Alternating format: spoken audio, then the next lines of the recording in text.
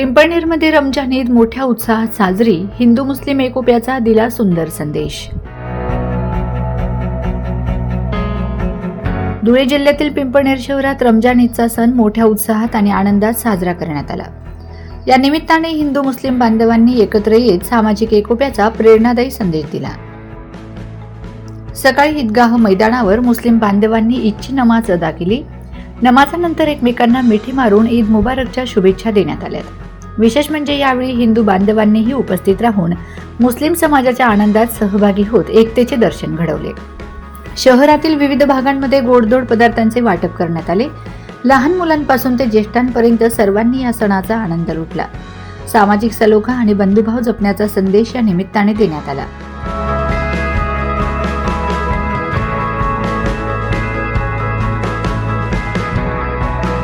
ईद हा फक्त मुस्लिम बांधवांचा सण नसून सर्व समाजाला एकत्र आणणारा सण आहे। पिंपळनेरमध्ये नेहमीच हिंदू मुस्लिम एकोप्याची परंपरा जपली जाते आणि आजचा दिवस त्याचाच प्रत्यय देणारा आहे। एकूणच पिंपळनेरमध्ये रमजान ईद उत्साहात साजरी होत असताना हिंदू मुस्लिम ऐक्याचा संदेश पुन्हा एकदा अधोरेखित झाला आहे। अस्सलाम वालेकुम वरहमतुल्लाहि वबरकातुहू।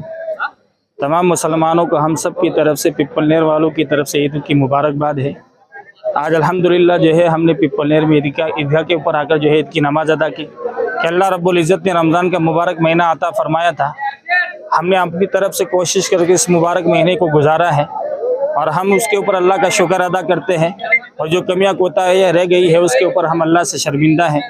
और आज जो है हम ईद की मुबारकबाद आप लोगों को पेश करते हैं, और हम इस ईद के ज़रिए से हम यही जो है पैगाम देना चाहते हैं कि हम सब मिल के खुशी के साथ में रहें, हम एक दूसरे के साथ में खुशियाँ बांटें, मोहब्बतें बांटें। इंशाल्लाह खुशियों के साथ में रहेंगे, खुशियाँ बांटते रहेंगे, मोहब्बतें बांटते रहेंगे तो हम प्यार मोहब्बत के साथ में हम अपने मुल्क के अंदर में प्यार मोहब्बत के साथ में ज़िंदगी गुजारेंगे। अल्लाह रब्बुल इज़्ज़त हम सबको कहने सुनने से ज़्यादा अमल की तौफीक नसीब फरमाए। और एक बार जो है आप लोगों को जो है ईद की मुबारकबाद हो।